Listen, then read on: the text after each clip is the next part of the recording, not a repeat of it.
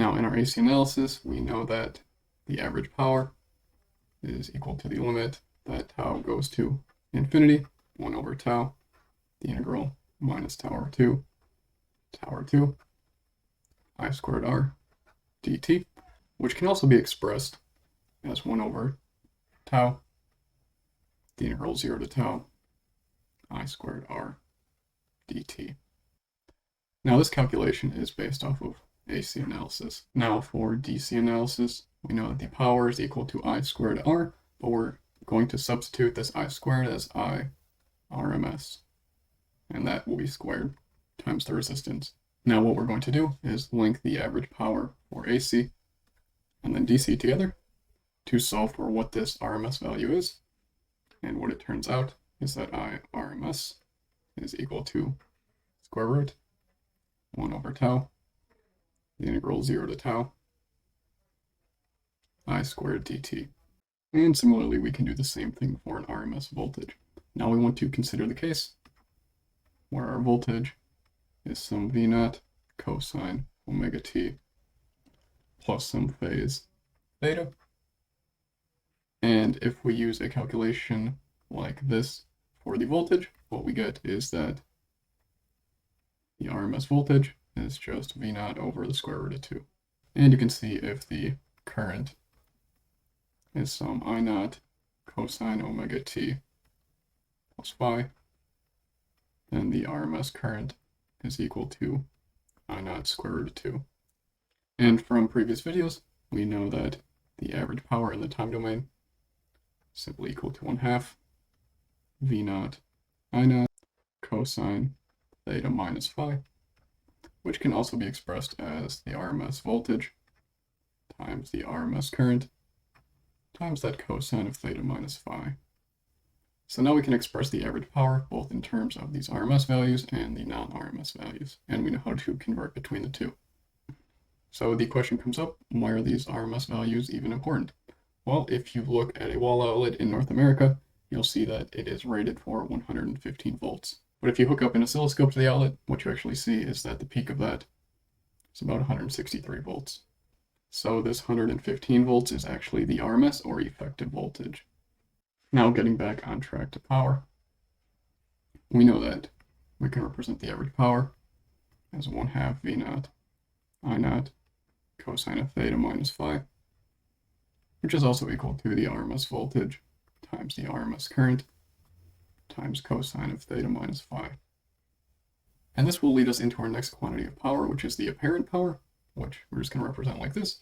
And that's going to just be equal to the RMS voltage times the RMS current. And the unit for that is the volt amp, which may seem a little bit odd because you may think that this is a watt, but the actual unit that we use is the volt amp. Now what we can say is that the average power is equal to the apparent power times this cosine of theta minus phi. Now this cosine of theta minus phi is unitless, and what we're actually going to call that is the power factor, or just PF. Now from this, what we can say is that the average power is equal to the apparent power times this power factor. And this power factor can really be thought of as energy efficiency. Now in this power factor, if phi is greater than theta, then the power factor is leading. And if phi is less than theta, then that power factor is lagging.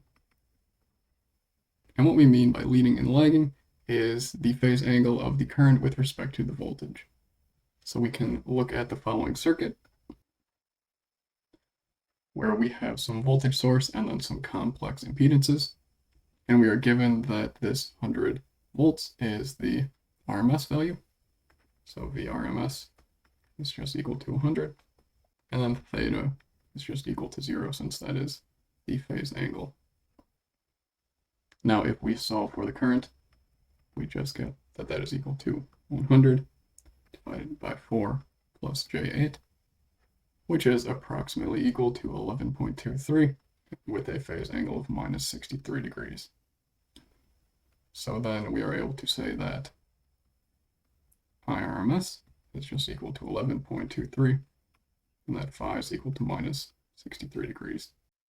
Now from this, we're going to look at the power of impedance Z1 and C2.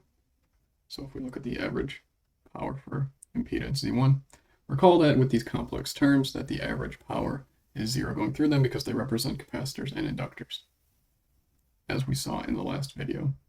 So we know that this average power can just be expressed as 1/2 V0 times I0, which can also be expressed as I0 over the square root of 2, that whole quantity squared, times the resistor. And we know what this I0 over the square root of 2 is. That's just the RMS current. So that would be equal to I RMS squared times 3. And now for the impedance Z2, we can say the same thing.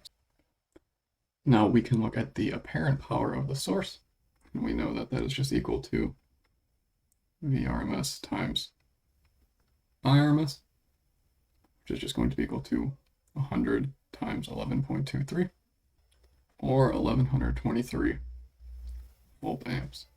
And now we can calculate the power factor, which is just cosine of 0 minus 63 degrees, which is just approximately equal to 0.45. So now we can just say that the average power of the source is just equal to that apparent power times that power factor. And what you find out is that the average power of the source is equal to the average power of the sum of impedances, as we expect. Now, for this power factor, we know that phi is -63 and theta is 0. So we have phi being much less than theta, so that this power factor is lagging.